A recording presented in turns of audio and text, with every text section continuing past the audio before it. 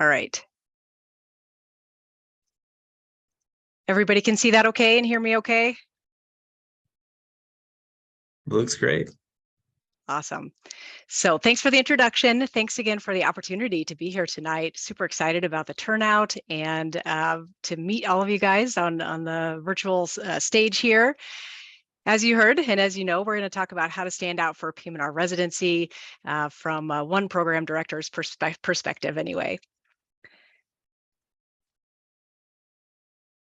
So just a few general tips to start. For one, it's important to show your dedication, your passion, and your interest for the field of PM&R. There's lots of different ways to do that. One is to find a loyal mentor or sponsor.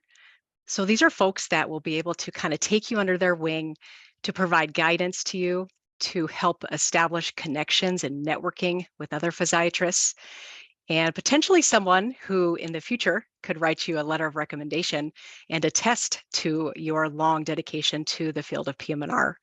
So important to find loyal mentors and sponsors, whether that's at your home institution or through other programs if you don't have any at your home institution. Another thing is to have good sincerity of your why for PM&R, and also potentially have in mind your career vision within the field of PM&R. So why did you decide to pursue a career in PM&R?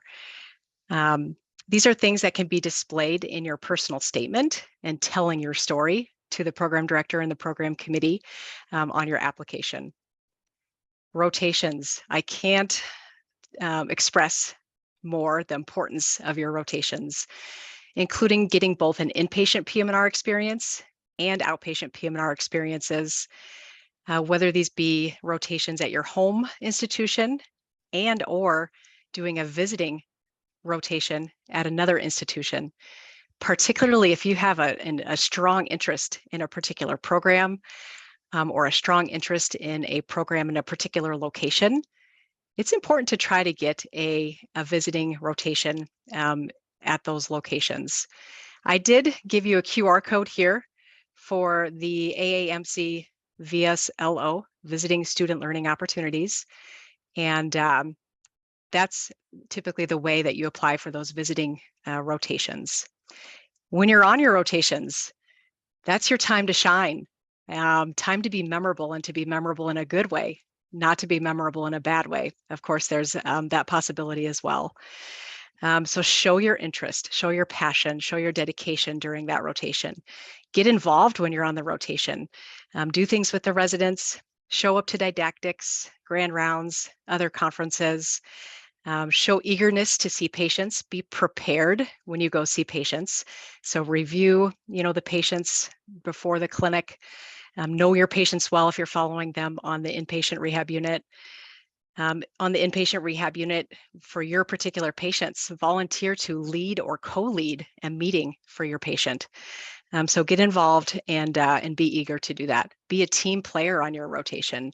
Work hard and again, be thinking when you're on your rotations about those folks who might be able to write you a good letter of recommendation, those folks who might be able to attest to some of those important qualities that you're showing on your rotation. So rotations are very important. So research is not an absolute requirement for most programs, but of course it does look good in regards to your application, and doing PM&R specific research can also be another way to show that dedication, passion, and interest in the field of PM&R. But in general, any research experience is considered a positive thing. Get involved in interest groups. So join an interest group at your institution. Maybe seek out leadership positions in those interest groups.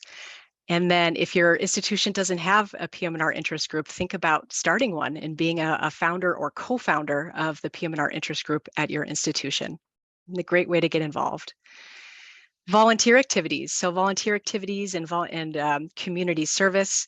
Again, this is something that looks great on your application, but also certain volunteer activities are ways to show your passion for PM&R. So any activities that might be serving those with disabilities, adaptive sports, serving the underserved. Those are all good volunteer activities. Professional organizations. So I can't stress this one the most. There's so many great resources through the AAPM&R and the AAP. You can become student members, and I believe it's free to become student members. You can potentially attend conferences, which is not usually free, but that's a great way to network, connect, meet people, meet program directors, meet residents from other programs. And then the AAP also has the Medical Student Council. So I here have a QR code for the AAPM&R Medical Student Resources and the AAP Medical Student Council. So great way to, again, get involved kind of in those more national leadership positions, even as a medical student. These organizations also have a lot of mentorship opportunities. There's a lot of residents out there and who are eager to be mentors to medical students interested in PM&R. So great opportunity there. So show your dedication, passion, and interest. Lots of different ways to do that.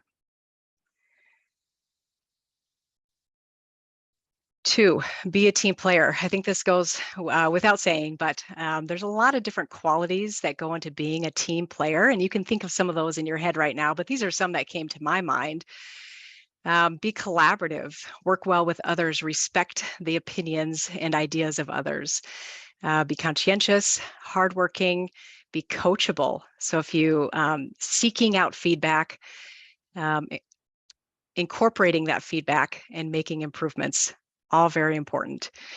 Being committed, dedicated, reliable, having strong communication skills, having some flexibility. Of course, when we come into work, we often have a good idea of how the day might go, but it usually doesn't go that way. So being flexible and being able to adjust on the go is an important attribute. And also just having a positive attitude. So be a team player. It's also important to talk about what not to do.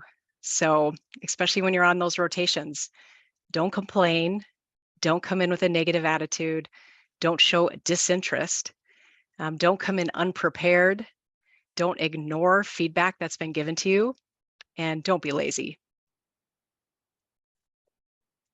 And 4, address the elephant. So if there is an elephant on your application, with the in-depth holistic reviews that programs are doing these days, we're going to see that. So it's important to address that. So what are the elephants in the room? If you failed a course or rotation, if your medical school time was interrupted for some reason, explaining the reason for that interruption. Sometimes it's kind of clear on your application that choosing the field of PM&R was a late decision. So kind of addressing that, or if there's any legal difficulty, again, something reasonable to address. So that was just kind of some general things. I thought it might be helpful for our program at Mayo Clinic, and probably for many programs across the nation. We've incorporated holistic reviews for the application and recruitment process. A holistic review it takes a lot of time, but it's definitely worth it. And you as the applicants deserve to have your application holistically reviewed. So what is a holistic review? So a holistic review considers your entire application, and it's a very individualized review. It's also mission driven, and it's important to kind of understand that. What does mission driven mean? So we're looking at the applications and thinking about how that particular individual will contribute value to our program and our institution based on our program and our institution's mission and goals. And of course, the mission and goals of the programs and institutions have some variability. They're not all the same. So one applicant who might be an outstanding applicant for one program based on their missions and goals might not be as good of a candidate in another program that has different missions and goals. So that's important to understand. The holistic review, that template that we use, is from the AAMC and is the EACM model: experiences, attributes, competencies, and metrics. And I think, again, as an applicant, it's nice for you to understand kind of what we're looking at with all of these, with each application. The EAMC, so we are considering each of these individually and as a balanced contribution. The experiences, attributes, competencies, and metrics have a balanced contribution to the overall application. So experiences. So experiences are the path that applicants have taken to get where they are, as well as the world context in which those experiences have taken place. So of course, in recent years, we've had a lot of world context in regards to cultural, political, historical events, and world events. So lots of context in recent years in which you guys are taking your path to get where you are going. And so that's all considered. So what are some of those experiences? So we kind of talked a little bit about the community service and volunteering. Of course, we love to see that on the applications, but what we love even more is to see the volunteer experiences, not just as checking a box, but to have you show passion for those volunteer activities and community service that you're doing. So we like to see that passion for the things that you're volunteering for. The research experience we kind of talked about a little bit already. Again, not required, but always looks good on your application. We talked a little bit about the importance of the professional organizations and associations, experience with a diverse population. So we recognize that diversity and inclusion are essential to our success and our excellence, and having diverse opinions and thoughts and ideas is very important. So we certainly take this into account, whether you have experience with diverse populations because you are a part of a diverse population and underrepresented group, or if you're just volunteering and volunteering to help those different underrepresented groups. That's all good. Healthcare experience, of course, we want to see that you've had PM&R experience. And again, PM&R experience both on the inpatient and outpatient side of things. The life experiences. So again, we want you to tell your story. And part of your story might be that you grew up in a disadvantaged household. It might be that you yourself or a family member have a disability and you grew up around that. With the educational background, maybe you are a first generation college student. Maybe you're a first generation going into healthcare. Maybe you're a first generation high school graduate. We've certainly had those as well. So that's part of your story that we want you to tell. Leadership roles as well. Again, if you can get involved and get in and take leadership positions, that always looks good as well. So how might you show these experiences on your application? So there's different ways. So on your CV and in your ARIS application, you're going to be able to show these experiences in many different ways on those.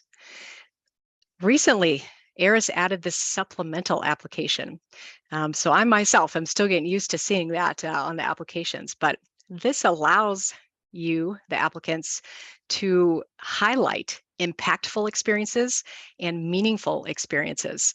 And so again, sometimes those things can get lost in a big application with a lot of things on it, but this gives you an opportunity to highlight those things that are most important to you and your story. Your personal statement, again, that's a place where you can tell your story. Great place to talk about some of these experiences. The Dean's Letter. The Dean's Letter also can highlight some of these important, impactful experiences. So moving on to attributes. So attributes are the applicant's current skills and abilities, their personal qualities, and relevant demographic factors. So again, some of those things we talked about at the beginning, some of those qualities that we like to see, being a team player, that professionalism, having integrity, cultural competence and cultural humility, having intellectual curiosity, having compassion, empathy, being a good communicator. Those are all personal qualities and attributes that we see in many of our successful residents. So of course, things that we also look for in the applicants that we're interviewing to potentially match into our program. The leadership comes up in these attributes and skills as well. And of course, we want to see interest in PM&R. We've talked about that already, but show that interest and passion and dedication to the field of PM&R. In regards to the relevant demographic factors noted in these attributes, so things like ethnicity, gender identity, socioeconomic status, again, part of your story. How might you show these attributes on your application to programs? Through your rotations. Again, rotations is a great way to shine and to shine in a good, memorable way. Show these qualities, show these abilities while you're on your rotations. Show them to the attending physicians you're working with so that they're going to write about these qualities and attributes in your letter of recommendation. The Dean's Letter. The Dean's Letter includes evaluation comments from all of your core of rotations. And so we're going to get a good idea about some of these qualities and attributes from all of those comments as well. I already kind of mentioned the letter of recommendation. We do read each and every letter of recommendation. It's a lot of reading. Like I said, this whole process takes a lot of time, but we do read the letters of recommendation, and it's important to get a good letter of recommendation and to ask for a letter of recommendation from someone who you think can attest to these qualities and attributes that you have. I put plus minus awards here. So some institutions have awards that they give out to students. The Gold Humanism Honor Society is one of those. We recognize that not all institutions participate in those awards, but certainly if your institution participates in those awards and you got an award, make sure you put that on your application. And some of those awards, again, highlight some of these attributes, including professionalism. And then on your interviews, so of course, the interview day is important. Even through a virtual platform with interviews, we're going to learn a lot about you those days. Because interviews are so important, it's always reasonable to consider doing some mock interviews or practice interviews prior to your real interviews starting. But certainly some of these qualities and attributes can come out during your interviews based on your communication skills as well as your answers to certain questions. Competencies. So competencies are the ways in which the applicant applies their knowledge, their skills, and their abilities, including how you think, how you achieve results, how you interact with people, and self-manage. So the AAMC model here uses the EACM competencies, which I like because these are the same competencies that we use to evaluate our residents in their progress through their residency. So for professionalism, again, accountability, showing that the needs of the patient come first, having compassion, integrity, the interpersonal communication skills, very important to show that as well. We want to see that you can communicate effectively with patients and families, that you can communicate effectively with colleagues and members of the healthcare team, and also that you can work well as a member or a leader within a team. I think feedback can come in here as well. Again, really important to seek feedback, be accepting of the feedback, and also incorporating that feedback and making changes and showing that. So always reasonable for you to ask the attending physicians you're working with for feedback. And then the best case scenario is that you get some feedback on a patient and then you get to go again right away and see another patient and show that you incorporated that feedback. We love to see that. PBLI listed here, so that's practice-based learning and improvement, just showing that you can locate, appraise, and assimilate evidence from the scientific literature, scientific studies, and apply that in your patient care. So practicing evidence-based medicine. So how can you show these competencies on your application to programs and the recruitment committee? Again, on your rotations, you can show you can shine and show these things on your rotations, especially those interpersonal communication skills, professionalism. You can show off your medical knowledge during your rotations as well. And of course, patient care, you can show off PBLI by looking up a research study based on a diagnosis that one of your patients has. So rotations are very important again. The dean's letter, another great way to show competencies. Again, these can be shown in your letters of rec. Again, maybe with certain awards, if that's applicable.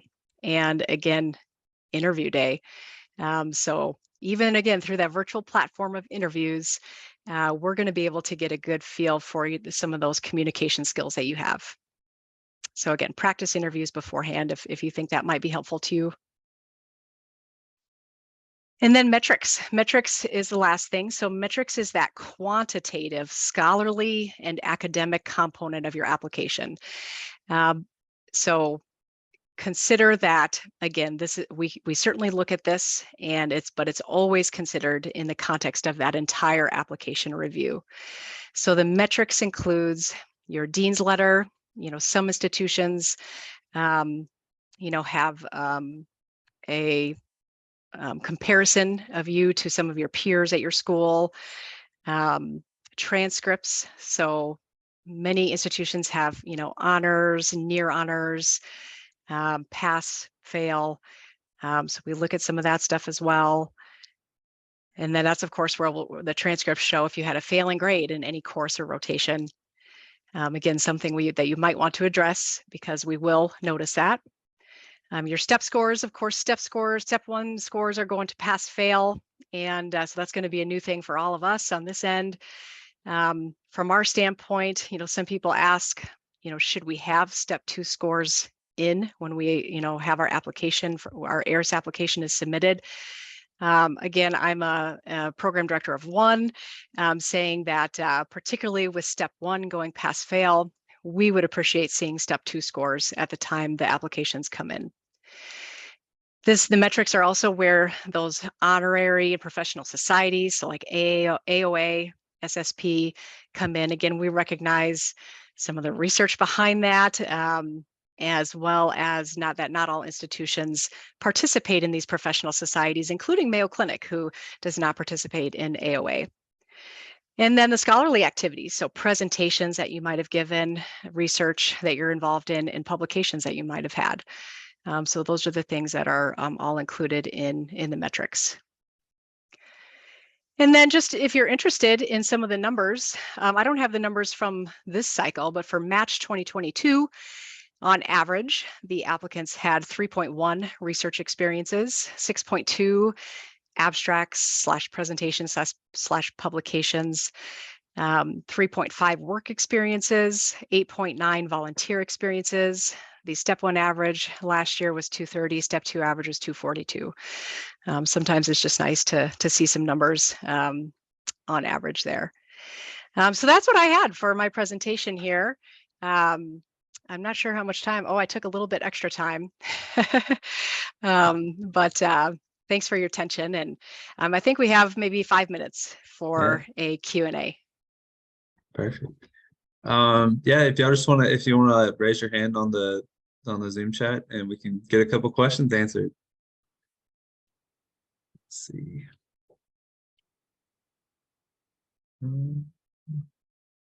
Is it Urja? Yeah, it's Urja. Thank you, Dr. Prideaux. One question that I have for you is for DO students in particular. Now that step 1 is going pass, fail, Comlex 1 is also doing that. When applying to Mayo Clinic, at least, would you prefer that DO students have both a step 1 and a Comlex 1 pass?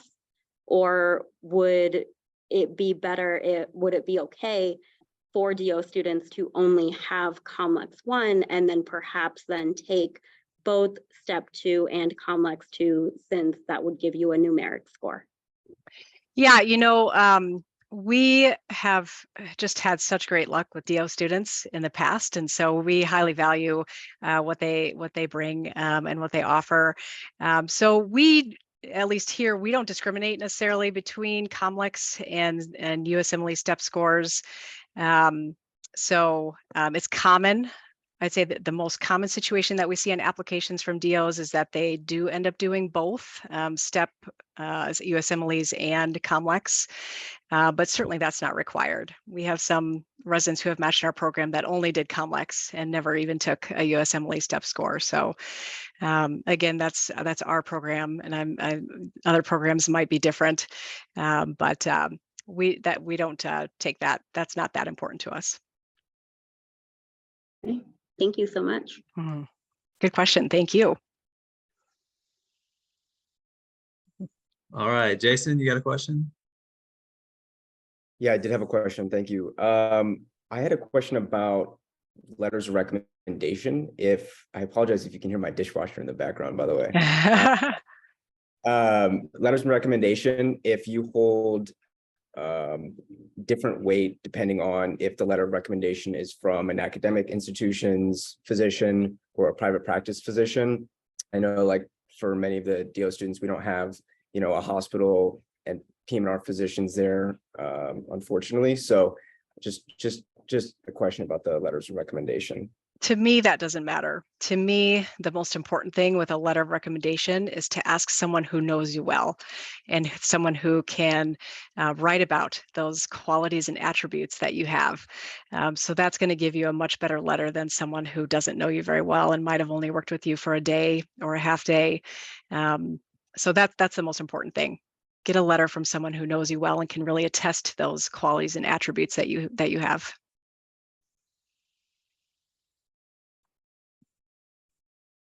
Anybody else got any Great question. questions? We got a couple more minutes.